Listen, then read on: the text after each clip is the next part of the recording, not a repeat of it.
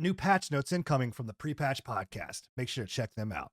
But one game that does not gatekeep you at all, because it's a free-to-play game, might I add, is Zenless Zone Zero. And this is this is a game that both myself and Bill, I think you've probably put more time into this than I have. I got through like the very first initial like little bit of it, and I haven't gotten too much further into it. But I'm from what I've played, 7 to 10 hour mark on it. Yeah, I'm probably at like a half hour to an hour at this point. But from what I have played that hour, I was really impressed with it. Like I knew I was gonna like it when I first saw it. When I first saw like the first gameplay that we saw, just because the art style, it really is. It's like a street art, almost like dystopian, like street art, like cyberpunk-ish kind of. Not really cyberpunk, but more like trying to think of like urban punk or whatever you want to call it. Urban punk.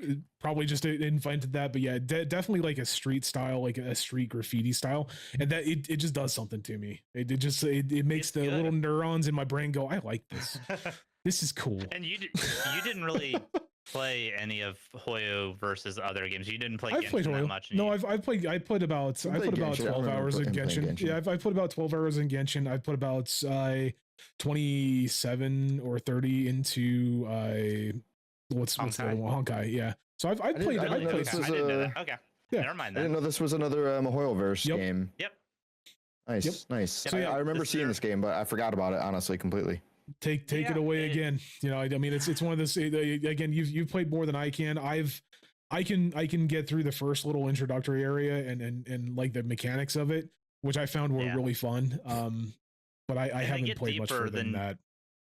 Yeah, the mechanics, they get a lot deeper than you would expect with this style game. I mean, Genshin has fairly deep live action mechanics with how the characters interact with each other. This one does as well, but in almost a more in-depth way. So if you're not familiar with how Zenless Zone Zero plays exactly, it almost plays like a Devil May Cry style game. I got big Devil May Cry off of it for sure. I got that from the guy with the guns, the duel. I will also point out, I know why Bill likes this game so much. It's because one of the main characters is named Billy.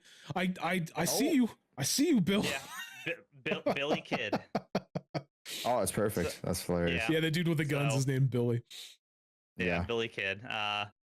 But it's a very fast-paced action style game, a la Devil May Cry. It's a 3-character system, similar to how I think Honkai was 3 characters, and I think Genshin was 3 or 4. Genshin it wasn't consecutive. I see this. Are you only one person at a time still? You're one person at a time.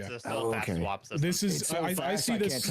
I see this more in the lane of like Genshin. The other one, you were a multitude of people, but like it was each individual character you took control of at a specific time. This is like you can swap between them at will, pretty much. Whenever, you usually want to. It looks like you're going to want to kind of build that up. So like there was a mechanic inside of it that was like you were building a certain gauge to do like ultimate attacks, and that was when you would swap to do like group ultimate attacks. I think was it was some kind of a weird system, but I liked that more than I liked Genshin. Genshin always annoyed me because I felt like I was pressured to have like the most like I'm trying to think of the word, like the best team possible for min-maxed team possible for every encounter.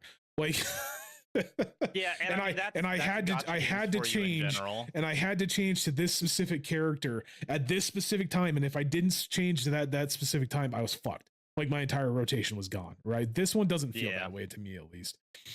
No, and it might just be because we're in early game and stuff. That's very true. Yeah, gacha games in general all depend on how the end game is played out. But as of right now, it doesn't feel that way. There are plenty of incentives to keep you switching between your characters and making it so that you're not just staying on one character the entire time. On top of the combat just being fast-paced in general, they've meshed a lot of the mechanics into that character swapping. So once you build up a certain amount of stagger on an enemy, it'll do its thing, and then it'll give you super attacks by swapping to the other characters. That's one mechanic. The parry mechanic of the game is based around character swapping. Oh, I forgot about the parry mechanic. Yeah, so enemies will flash gold before an attack that can be parried, and if you swap your character when you see that gold flash, another character will come out and block the attack and cause the enemy to reel back, take a big chunk of stagger damage, and they also counterattack on top of it. And then there's perfect dodges. Not to say this is the Souls-like of gacha games. I mean, it is, bro. Every game these days is a Souls-like. We've already confirmed that. This is basically Dark Souls. Let's be real. Yeah. I was gonna say this game is kind of giving me like a fast-paced like Kingdom Hearts vibe, honestly, with like the aesthetic and like the lock-on like targeting system with everyone going at them. I don't know. I'm getting those vibes for some reason. I can see it a little bit. Yeah. For sure. Like, it's definitely Kingdom Hearts is a lot slower paced, but in some cases, but yeah, no, that I kind of dig it. Is this game open world? No, it is. I didn't think so. It's like there's like a hub town area, yeah, and then whenever you go into fights, you can either go directly into fights through one mission type, or it opens up like a puzzle grid where you like are navigating through like a squared off grid system. And there's different items that you can get in that system. I actually thought that system was really cool too. Honestly, like that whole entire like traversal when you're going through the map.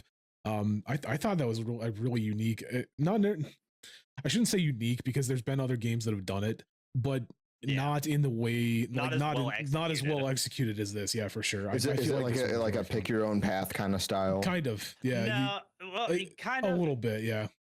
Yeah. I haven't seen that screen you're talking about, so you can branch off on different subject or on different areas that'll have like Bill was about to say, like puzzles, or there'll be like little areas that have like loot locations, as well as like little areas that'll have like encounter spaces. There's always like one specific area that you're gonna have to go to for the ending point. But you can also again, like you can go your own way when it comes down to that. You can probably tell me a little bit more of this. The longer that you're in there, the worse off the enemy is, right? Like the longer that you're in there, if you take a longer path, it does that enemy presence catch up with you? There it's been alluded to. At least with that first puzzle, that was definitely the case. I have a feeling that mechanic will be implemented in later levels where you need to like quickly and like map out your route through this stuff. You need to go through the map as quickly and efficiently as possible, but you also want to like they're going to give you like shinies that you're going to want to go and get, and that you're going to have to weigh like the pros and cons of being able to like, should I go for that and possibly run into the enemy, or should I just go straight for the exit? That's what it felt like to me, at least.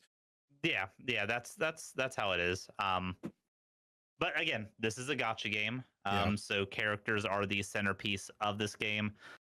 They've done something kind of unique with this one, and the more I'm getting used to it, the more I'm enjoying it. And that is how characters interact with each other and how you like party build. So with other Hoyoverse games, characters always have an element tied to them, right? That is the same with this one. And pairing up characters with the same element will give passive bonuses to those characters. So if that's cool. It's a 3-party team. If you have 2 characters that are the same damage type, their secondary passives activate. So you'll have that as secondary passive. It's like gear sets, but just with the characters then. Yeah, kind of. There's gear sets as well on top of it. So I figured that would be a thing too. Yeah, it's a stacking system.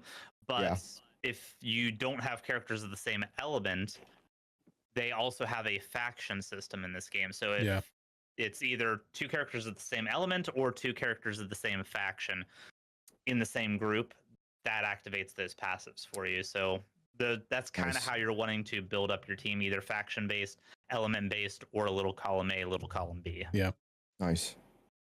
Yeah, I mean, I had a lot of fun with it. With the little bit that I did play it, I really enjoyed the animations. Like say what you want. I might be a weeb, and they definitely have their fucking fan service. Let's be real here, right? Like they have a lot of fan service. I've seen a lot more fan service in this game than the others, which is surprising considering that Hoyoverse has gotten in trouble for fan service in the past and had to censor some of their characters. Yeah. So. This is definitely, they have their fair share of fan service, but I think like we've seen in the past where it's like the meme of like when you can definitely tell when they paid their animators well. They fucking paid their animators well on this one, dude. Like extremely fucking well. The animations look crisp, they look clean, everything looks pristine. Or like all the movements, the combat movements look fluid as hell, and I think that's one of the biggest things that's gonna kind of rocket this above like certain other entities that they have like Genshin or Hoyo, you know, and anything that they have in Hoyoverse. I think that's gonna be their biggest key to success right there is